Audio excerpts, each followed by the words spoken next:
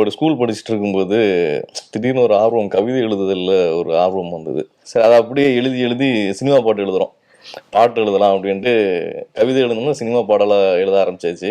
Cinema தான் நம்மளோட choice, நம்ம வந்து சினிமாவில் டைரக்டர் ஆகணும் அப்படின்ட்டு அப்போ ஒரு எண்ணம் பயங்கரமாக வந்துச்சு. இயல்பாக ஒரு கவிதை எழுத ஆரம்பிச்சது வந்து அது அப்படியே ஒரு 11th எழுத ஆரம்பித்தேன். 12th முடிக்கும் போது சினிமா தான் அப்படின்ட்டு எனக்குன்னு என் கிளாஸுக்கே தெரியும். பார்க்கறது பார்க்காததெல்லாம் அதை விட்டுருங்க, நான் ஒரு படம் எடுத்திருக்கேன், ஸோ வந்து பாருங்கன்ட்டு. இல்லை வர மாட்டேன்னு அவங்க வரல, இன்னைக்கு படம் பார்க்கவே அவங்க வரல. அம்மா வந்து ஒரு 2-3 வருஷம் பயங்கரமாக தடுத்து பார்த்தாங்க, பிரச்சனை பண்ணி பார்த்தாங்க, இது பண்ணி படிக்கும் போதெல்லாம் நான் படித்து முடிச்சுட்டா மறுபடியும் ஸ்ட்ரைட்டாக வந்து எதுவுமே இல்லாமல் நான் இங்கே சென்னைக்கு வந்துட்டேன், அவங்களோட பேச்சை கேட்காம. வசந்த் டிவி நேயர்கள் அனைவருக்கும் வணக்கம். இது எனக்குள் சினிமா.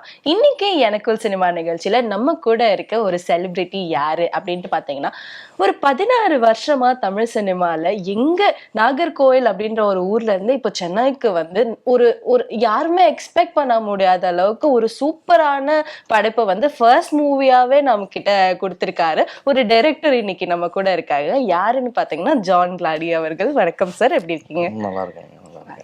ஜான் கிளாடி, உங்களுக்கு வந்து தமிழ் சினிமா மேல ஒரு ஈர்ப்பு வந்தது எதனால அப்படின்றதுதான் சார் என் முதல் கேள்வி. ஆக்சுவலி தமிழ் சினிமா மேல ஈர்ப்பு அப்படின்னா வந்து அந்த ஒரு ஸ்கூல் படிச்சுட்டு இருக்கும்போது திடீர்னு ஒரு ஆர்வம், கவிதை எழுதுதலில் ஒரு ஆர்வம் வந்தது.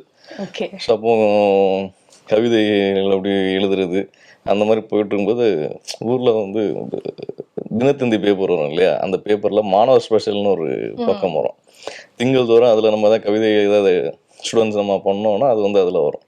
அப்போ 11th 12th படிக்கும்போது அதில் வந்து கவிதை எழுதி அனுப்புறது ஒரு பழக்கம் இருந்தது. அப்போ அது வந்து பப்ளிஷ் அடுத்த ஒரு திங்கள் வந்துச்சுன்னா ஸ்கூலில் வந்து நமக்கு ஒரு பெரிய ஹைப் இருக்கும். ஆனால் அவன் பயங்கரமாக கவிதை எழுதுவான், ஜானோட கவிதை வந்து பேப்பரில் வந்திருக்குது அப்படின்ட்டு கிளாஸ்லலாம் அது ஒரு பெரிய இதாகவே இருந்துட்டு, அப்போ நம்ம மேலே வந்து நம்ம படிப்பில் வந்து ஒரு ஆவரேஜ் ஸ்டூடெண்ட்னு வச்சுக்கோங்களேன். ஸோ அப்போ இது ஒரு ஹைப் கிடைக்கும்போது சரி, அதை அப்படியே எழுதி எழுதி சினிமா பாட்டு எழுதுகிறோம், பாட்டு எழுதலாம் அப்படின்ட்டு கவிதை எழுதணும்னு சினிமா பாடலாக எழுத ஆரம்பிச்சாச்சு. எழுத ஆரம்பிச்சிட்டோம்.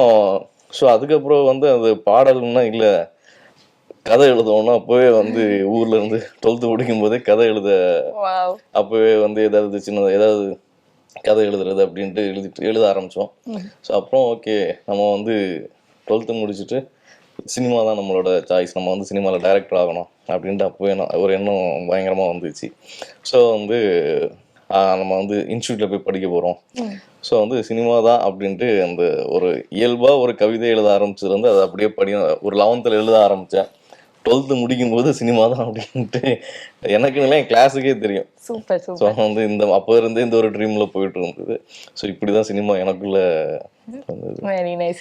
ஆனா இப்போ ஒரு ஸ்கூல் படிக்கிற பையன் இதுக்கப்புறம் என் வாழ்க்கை சினிமா தான் அப்படின்ட்டு சூஸ் பண்றா அப்படின்றப்போ அவங்க ஃபேமிலியில அவங்க வீட்டுல நம்ம எடுத்துட்டு போய் சொல்லும் போது அது ஒரு சீரியஸான விஷயமா எடுத்துப்பாங்களா நம்ம பேரண்ட்ஸ்ன்றது ஒரு குவெஸ்சன் மார்க் தான். உங்களுக்கு எப்படி இருந்துச்சு?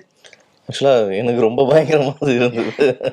ஏன்னா வீட்டில் பொதுவாக வந்து கிறிஸ்டியனில் வந்து ஆர்த்தோடாக்ஸ்னு சொல்லுவாங்கல்ல, அந்த பெந்த கோஸ்டல் அப்படின்னால வீட்டில் அதை ஃபாலோ பண்ணுவாங்க. சரினா டிவியே பார்க்க மாட்டாங்க வீட்டில். இப்போ வரைக்குமே படம் ரிலீஸ் ஆகிடுச்சு, அம்மாட்ட கேட்டேன் வந்து வாங்க, ஸோ பார்க்குறது பார்க்காததெல்லாம் அதை விட்டுருங்க, நான் ஒரு படம் எடுத்திருக்கேன், ஸோ வந்து பாருங்கன்ட்டு. இல்லை வர மாட்டேன்னு அவங்க வரல, இன்னைக்கு படம் பார்க்கவே அவங்க வரல. ஸோ அப்போ நான் சினிமாவுக்கு வர்றேன் அப்படின்னு சொன்னோன்னா பயங்கர, அப்போ நான் சின்ன பையன் வரேன், இப்போ நான் எனக்கு 35 வயசு ஆயிடுச்சுது. அப்போ சினிமா வரேன்னு சொல்லும்போது, போகிறேன்னு சொல்லும்போது 19 வயசு. ஸோ நான் இது 12th முடிச்சுட்டு சொல்லிட்டேன், 17 வயசுலேயே நம்ம சொல்ல ஆரம்பிச்சாச்சு. ஏன்னா வெரைட்டி வந்து அலோவ் பண்ணல வந்து இதுதான். எனக்கு அப்பா வந்து கவர்மெண்டில் ஒர்க் பண்ணும்போதே வந்து இறந்துருந்தாங்க. ஸோ வந்து அந்த கருணை அடிப்படையில் அந்த வேலை ஒன்று ரெடியாக இருந்திருந்து கவர்மெண்ட். ஸோ வந்து அந்த இன்ஜினியரிங் இல்லை பாலிடெக்னிக், அவங்க வந்து கவர்மெண்ட்டு பஸ் இதில் வந்து டிரான்ஸ்போர்ட்டில் ஒர்க் பண்ணாங்க. ஸோ அந்த வேலை ஒன்று ரெடியாக இருந்தனால வந்து நீ வந்து பாலிடெக்னிக் ஏதாவது படிக்கணும், இன்ஜினியரிங் சொன்னால் நமக்கு அதெல்லாம் செட் ஆகாது, இதுவாவது படித்தேன்னா அந்த அப்பாவோட வேலை கிடைக்கும் அப்படின்ட்டு நான் அப்பவும் சரி அவங்களுக்காக படிக்கிறதுக்குன்னு இது பண்ணேன். ஆனால் அப்போவே வந்து அந்த வேலை நமக்கான அந்த இதை எங்கள் அக்கா பேரில் எழுதி கொடுத்துட்டேன், மாற்றி கொடுத்துட்டேன்.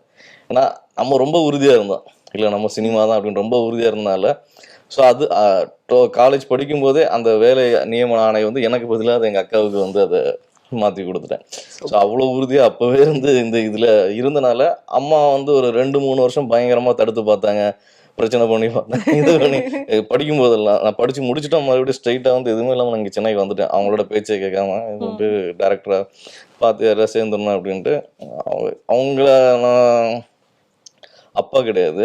ஸோ அம்மா மட்டும். ஸோ அதனால அம்மாவும் ஒரு 2-3 வருஷம் வெயிட் பண்ணி பார்த்தாங்க. அதுலேருந்து வெளியே எடுத்து வந்துடணும். வேற மாதிரியா அவனை இது பண்ணிடும் சினிமாவோட இருந்தது. பட் நம்மளோட அந்த இதில் அது அவங்களுக்கு அது முடியலை. ஸோ நம்ம இதுலேயே அப்படி பயணிக்க ஆரம்பிச்சிட்டோம். சூப்பர்.